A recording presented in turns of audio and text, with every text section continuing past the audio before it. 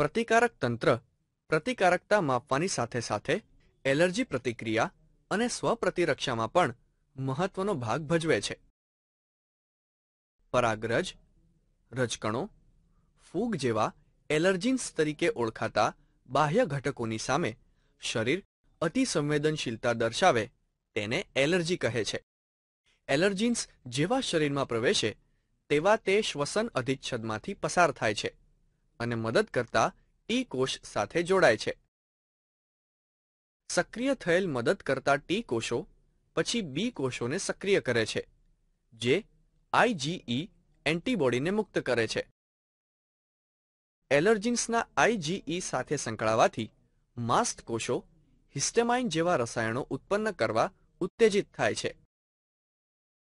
હિસ્ટેમાઇન રુધિરવાહિનીઓનું વિસ્તરણ પ્રેરે છે, જેના પરિણામે છીંક આવવી, આંખોમાંથી પાણી આવવું, નાક વહેવું, શ્વાસ લેવામાં તકલીફ થવી અને ત્વચા પર ફોલ્લીઓ થવી.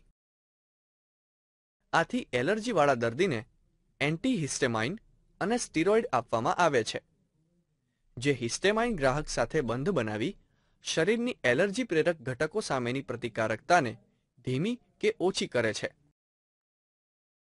સ્વપ્રતિરક્ષા એટલે સજીવની સ્વજાત અને પરજાત વચ્ચેનો ભેદ પારખવાની નિષ્ફળતા.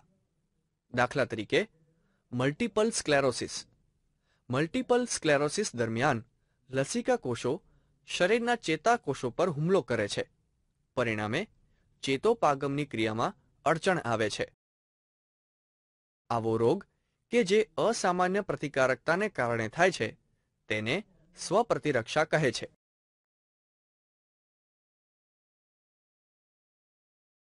જ્યારે શરીરની પ્રતિકારકતા ઓછી કે ગેરહાજર હોય ત્યારે પ્રતિકારકતાની ઉણપથી થતા રોગો થાય છે.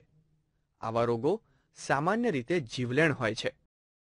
દાખલા તરીકે, સિવિયર કમ્બાઇન્ડ ઇમ્યુનોડેફિસિયન્સી અથવા SCID એ પ્રતિકારકતાની ખામીથી થતો રોગ છે, જે જનીનિક વિકૃતિને કારણે થાય છે, જેના પરિણામે લસિકા કોષોની ખામી વર્તાય છે.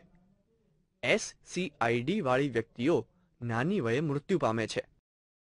એઇડ્સ એક બીજો પ્રાણઘાતક અને પ્રતિકારકતાની ખામીનો રોગ છે, જે HIV નામના રિટ્રોવાયરસ દ્વારા થાય છે. આ વાયરસ પ્રતિકારક તંત્રના કોષોમાં દાખલ થઈ તેમાં વૃદ્ધિ પામીને કોષોનો નાશ કરે છે. HIVના ચેપનો ફેલાવો એઇડ્સના દર્દી સાથે સજાતીય કે વિજાતીય સમાગમ દ્વારા HIV યુક્ત રુધિરાધાન દ્વારા રોગિષ્ટ માતાથી તેના ગર્ભસ્થ શિશુને જરાયુ દ્વારા અને સોય તથા અન્ય સાધનો કે જે ચેપગ્રસ્ત છે તેને વાપરવાથી થાય છે. સામાન્ય રીતે એઇડ્સના દર્દીઓને દવાખાનામાં અલગ ઓરડામાં નજર હેઠળ રાખવામાં આવે છે, પરંતુ એઇડ્સ ભૌતિક સંપર્કથી ફેલાતો નથી. હજી સુધી એઇડ્સની કોઈ સારવાર શોધાઈ નથી. દવાઓ ફક્ત ગંભીર લક્ષણોનો વિકાસ ધીમો પાડે છે અને જીવન અમુક સમય સુધી લાંબુ જીવી શકાય છે.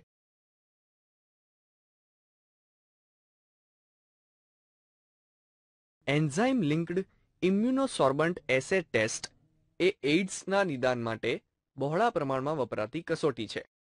આ કસોટીમાં વ્યક્તિના રુધિરરસની પ્રાકૃતિક રીતે અલગ કરેલ HIV એન્ટીજન સાથે કસોટી કરવામાં આવે છે.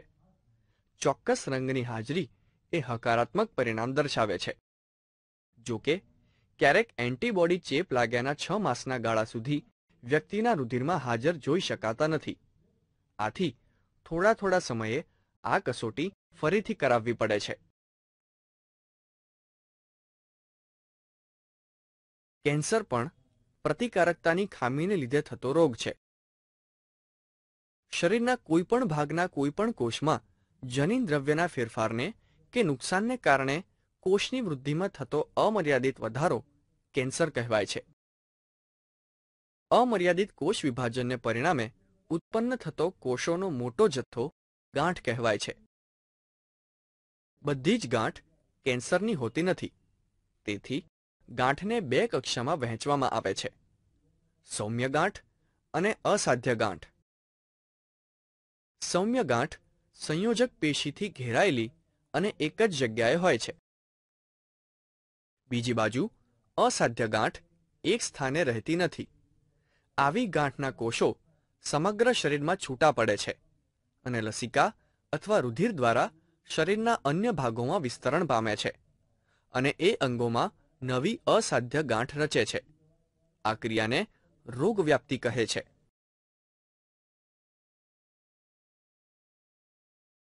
અસરગ્રસ્ત પેશીને આધારે કેન્સરના 3 પ્રકાર પડે છે: કાર્સિનોમા, સાર્કોમા, લ્યુકેમિયા. અધિચ્છદીય પેશીના કોષોની અસામાન્ય વૃદ્ધિથી થતા કેન્સરને કાર્સિનોમા કેન્સર કહે છે. ફેફસાનું કેન્સર, સ્વાદુપિંડ અને જઠરનું કેન્સર આ પ્રકારના છે. મધ્ય ગર્ભસ્તરમાંથી ઉત્પન્ન થયેલી પેશીઓમાં અસાધ્ય વૃદ્ધિ થાય ત્યારે થતા કેન્સરને સાર્કોમા કેન્સર કહે છે. હાડકાનું કેન્સર, સ્નાયુનું કેન્સર આ પ્રકારના છે.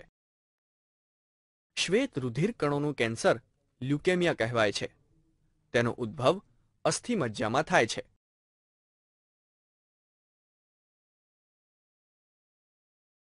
કેન્સર ચેપી કે વારસાગત રોગ નથી.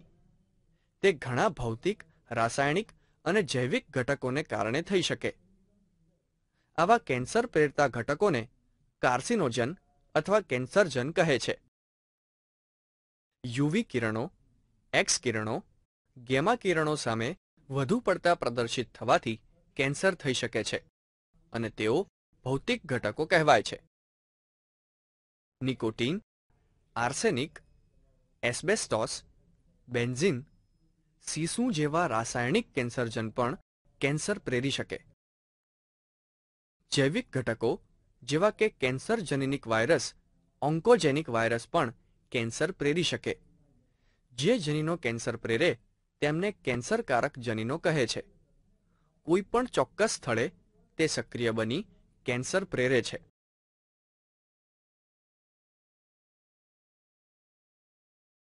કેન્સરની સારવાર તેના વિકાસના તબક્કા અને તેના સ્થાન ઉપર આધાર રાખે છે. કેન્સરની સારવાર માટે ઘણી પદ્ધતિઓનો ઉપયોગ થાય છે, પણ મોટાભાગના કેન્સરનો ઇલાજ રસાયણ પદ્ધતિથી, વિકિરણ પદ્ધતિથી અને શસ્ત્રક્રિયા દ્વારા થાય છે. રસાયણો દ્વારા સારવારમાં ઘણી દવાઓનો ઉપયોગ કેન્સરના કોષોને મારવા માટે થાય છે. કેન્સરની સારવાર માટેની એક અન્ય પદ્ધતિ વિકિરણ સારવાર છે. વિકિરણ સારવાર દરમિયાન ગાંઠના કોષોને વિકિરણની સારવાર આપીને મારી નાખવામાં આવે છે. વિકિરણો કેન્સરગ્રસ્ત કોષોના ડીએનએને મારી નાખે છે અને તેનું રેપ્લિકેશન થતું અટકાવે છે. આ પદ્ધતિ ગરદન જેવા ચોક્કસ પ્રદેશમાંથી કેન્સર દૂર કરવા માટે વપરાય છે. રેડિયેશનને કારણે તેની આસપાસના સામાન્ય કોષોને પણ નુકસાન પહોંચે છે. કેટલાક કેન્સરને શસ્ત્રક્રિયા દ્વારા દૂર કરવામાં આવે છે. દાખલા તરીકે, સ્તનનું કેન્સર શસ્ત્રક્રિયાના સાધનોનો ઉપયોગ કરી સ્વસ્થ કોષોની વચ્ચેથી ગાંઠને દૂર કરવામાં આવે છે. કેન્સરની સારવારમાં આધુનિક અભિગમમાં નૈસર્ગિક કેન્સર વિરોધી રક્ષણ પદ્ધતિમાં ઉમેરો કરવાનો સમાવેશ થાય છે. કેન્સરના કોષો કેટલાક સપાટીય પ્રોટીન પ્રદર્શિત કરે છે, જે સામાન્ય કોષ દ્વારા પ્રદર્શિત થતા નથી. આથી મોનોક્લોનલ એન્ટીબોડી સાથે સંગત વિશિષ્ટ પ્રોટીન કે જે હાઇબ્રિડોમાં પદ્ધતિથી ઉત્પન્ન કરવામાં આવે છે અને તેમને શરીરમાં પ્રવેશ કરાવવામાં આવે છે. આ એન્ટીબોડી કેન્સર કોષોની સામે પ્રતિકારકતા ઉત્પન્ન કરે છે અને તેમનો નાશ કરવામાં મદદરૂપ થાય છે.